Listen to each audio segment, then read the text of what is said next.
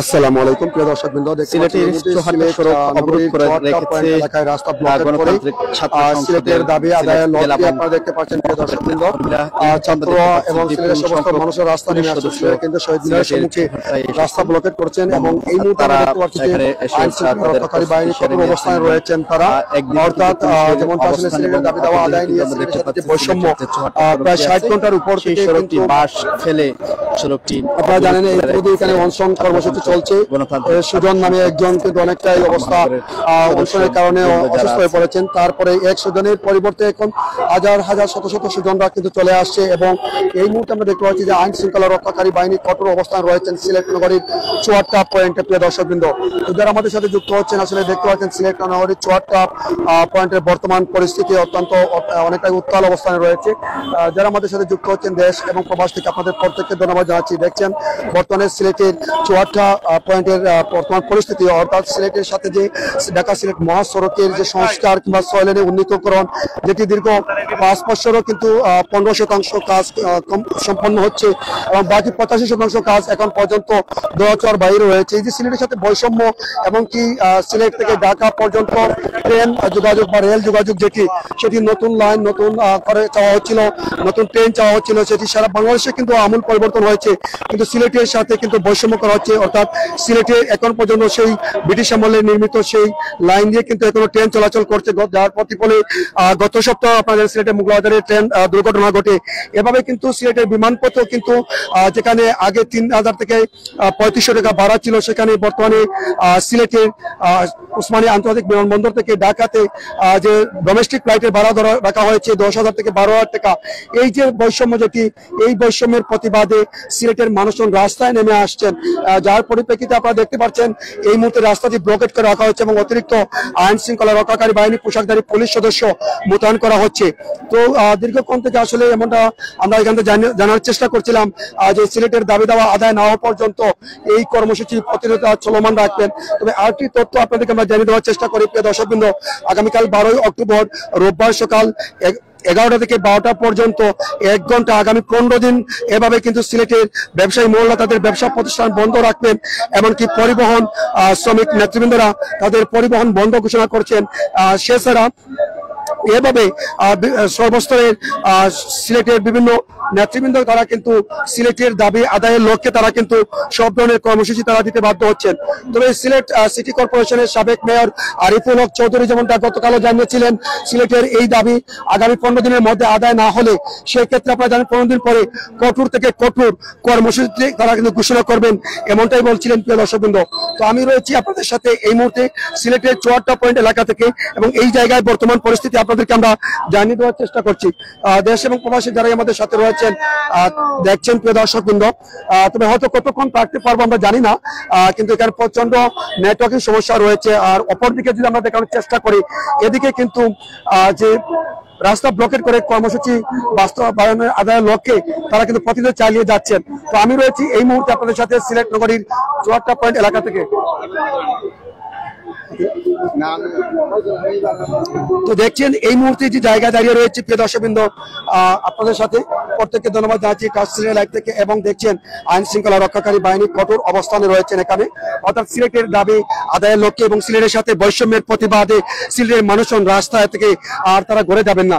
এমনকি আমরা দেখলাম সিলেট কেন্দ্রীয় শহীদ মিনারের সম্মুখে রাস্তায় শুয়ে অনেকেই কিন্তু তারা কিন্তু প্রতিবাদ জানাচ্ছেন, এমনকি অনেকেই রাস্তায় শুয়ে শুয়ে তারা কিন্তু তাদের সিলেটি স্লোগানে উত্তাল অবস্থান রয়েছে।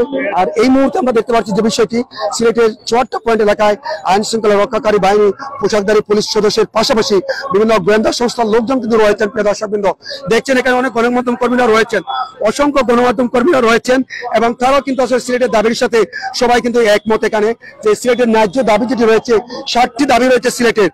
দেখা যাচ্ছে যে এখানে যে বিগত সরকারের আমলে সাবেক অর্থমন্ত্রী এম সাইফুর রহমান ওনার আমলে আসলে যে পরিমাণ উন্নয়ন হয়েছিল সিলেটে, তার পরবর্তী সিলেটে কিন্তু যে কোন ধরনের দেখার মতো আসলে বা দৃশ্যমান কোনো উন্নয়নের রূপরেখা দেখা যায়নি। যেমনটা প্রকৌশল বিশ্ববিদ্যালয় সহ আরো অন্যান্য দাবি নিয়ে কিন্তু যে সিলেটের নাগরিকবৃন্দ কিন্তু রাস্তায় নিয়ে আসছেন, সেই বিষয়টি আপনাদের আমরা জানিয়ে দেওয়ার চেষ্টা করছিলাম প্রিয় দর্শকবৃন্দ।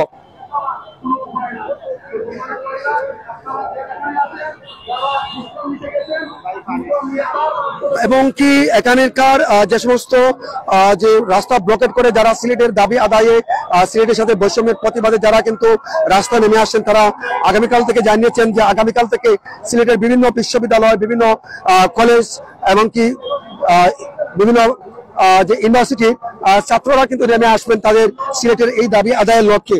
তো আমি যে জায়গায় দাঁড়িয়ে রয়েছি, এই জায়গাটি আপনারা দেখতে পাচ্ছেন আইন শৃঙ্খলা রক্ষাকারী বাহিনী এখানে কিন্তু বর্তমানে কঠোর অবস্থায় রয়েছেন।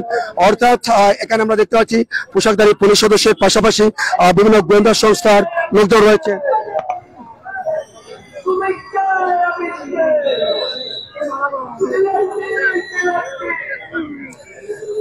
সিলেটি সিলেটি তুমি কে আমি কে, এই স্লোগানে মুখরিত প্রিয় দর্শকবৃন্দ। ইতিমধ্যে আপনারা জানেন যে দীর্ঘদিন থেকে সিলেটের রেমিটেন্স, আসলে সিলেটের রেমিটেন্স বাংলাদেশের অর্থনীতির অন্যতম চালিকা শক্তি, কিন্তু এই সিলেটের যে বৈষম্য, এই বৈষম্যের প্রতিবাদে সিলেটি মানুষজন কিন্তু নেমে আসছেন রাস্তায় প্রিয় দর্শকবৃন্দ।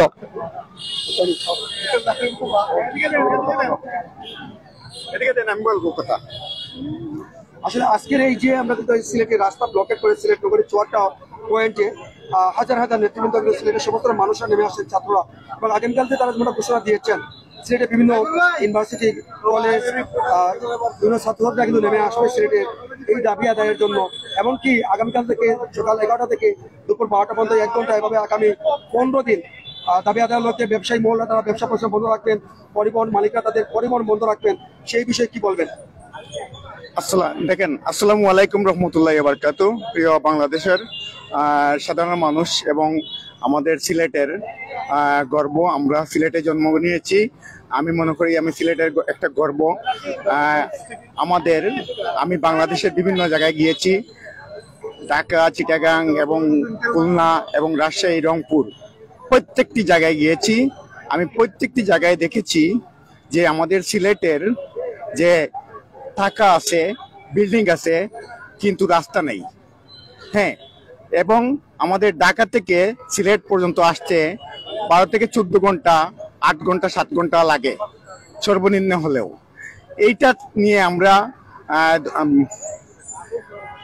বাংলাদেশের শুরু থেকে আমাদের সিলেট অনেক ফরওয়ার্ড বা অনেক গণ্যমান্য ব্যক্তিবর্গ, অনেক